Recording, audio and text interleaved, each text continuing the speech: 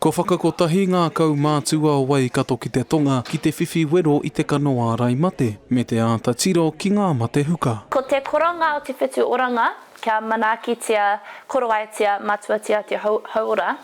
I te nuinga te wā, ka anipa ngā whānau ki te uru atu ki ngā hohi pera me ngā tākuta. Ki ngā hapori iti pēnei i a tokoroa, heu waua mo te hunga Kaumaatua te whai wāhi ki ngā ratonga hauora katoa. We decided to come because we want to look after our health.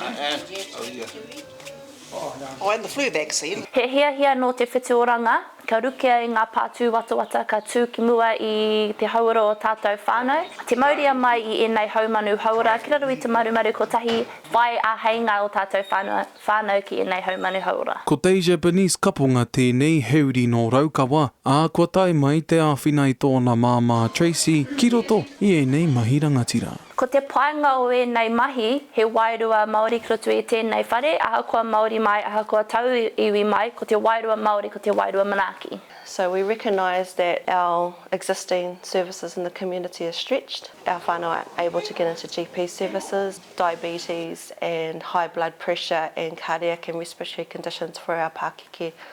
We see those every day because they're not getting followed up either. SWPICS, they are the gold standard for us. They are where we aspire to be. They've been in the community since day one and they always continue to work hard for our hapori. So we're very blessed to work alongside SWPICS with this kaupapa. Ko Sinidra Henry tēnei no te ratonga hapori Pasifika o Waikato ki te tonga e ki ana ko SWPICS. Ko tō ia mai ia i o rātou pukengarau. By genetics, Māori and Pacific are already at a disadvantage.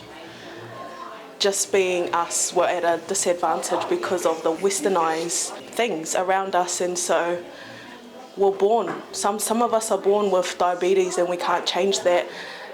Some of us have a history of cervical cancer. Ko ea ngā mahi ki te kaupapa nei, a e mōhi o ngā ratonga hauora huri noa i a Waikato ki te tonga, he nui tonu ngā mahi kei tua kia ora pakaria i te iwi. Te Kawa Paora atu i te reo wirirangi o Raukawa, ma Aukaha.